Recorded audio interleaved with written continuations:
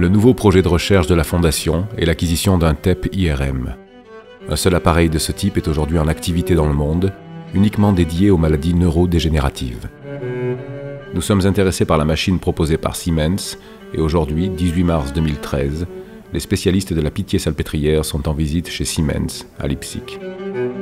La valeur ajoutée de cette machine, c'est qu'on va avoir deux en un. On va avoir à la fois l'IRM et à la fois le PET. C'est-à-dire qu'on va pouvoir faire sur un patient, dans le même temps, une analyse de la structure de son cerveau, c'est l'IRM, mais aussi une analyse du métabolisme des différentes régions du cerveau, et aussi une mesure de la perfusion, et aussi une mesure des lésions cérébrales qu'il peut avoir, comme par exemple dans la maladie d'Alzheimer.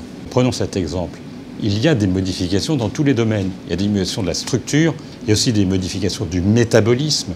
Il y a des régions qui sont moins fonctionnantes, on les a identifiées, c'est dans la région notamment temporopariétale ou dans la région cingulaire postérieure, mais il y a aussi les lésions spécifiques de la maladie qui se déposent dans le cerveau des patients. Donc avec ce seul examen, on va avoir à la fois l'atrophie de l'hippocampe, on va avoir la diminution de la perfusion ou du métabolisme de certaines régions du cerveau, et on va avoir aussi la possibilité de visualiser les lésions et d'affirmer que les troubles cliniques que présente le patient sont bien dus à la maladie d'Alzheimer. Donc je dirais que c'est un examen qui est essentiel pour la maladie d'Alzheimer, car on peut confirmer le diagnostic et surtout on peut faire des recherches, c'est-à-dire qu'on va pouvoir, à partir de là, essayer de comprendre les relations entre l'atrophie, l'hypoperfusion et les lésions.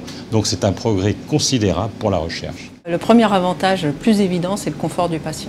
Le patient, il va venir une seule fois, en une seule acquisition, il va avoir les deux examens au lieu de courir deux fois dans deux services différents, à des moments différents ou des jours différents. Sinon, il y a aussi le confort du médecin qui va interpréter les images et qui va avoir des images qui vont être déjà corrélées dans le même plan anatomique. Et donc ça va être beaucoup plus facile d'intégrer les informations différentes.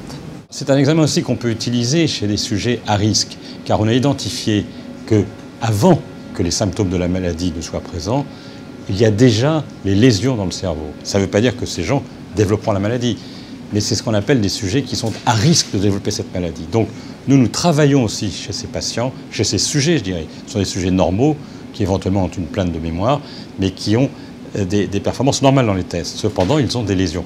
Donc on va, grâce à cet outil, pouvoir identifier ces sujets qui sont à risque, les suivre et mieux comprendre ce qui fait qu'à un moment donné, ils développent la maladie.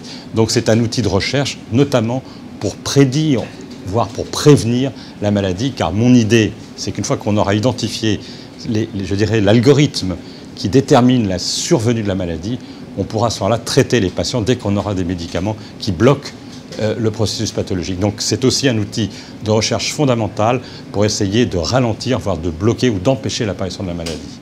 Pour l'institution, en fait, ça va être déjà la possibilité d'avoir enfin une machine TEP de recherche, parce qu'en fait, sur une machine de routine, on est très limité. Donc on va pouvoir faire des protocoles de recherche avec un petit peu plus de temps et surtout qui associeront ces deux techniques, donc des protocoles tout à fait originaux qu'on ne peut pas faire normalement avec deux machines séparées.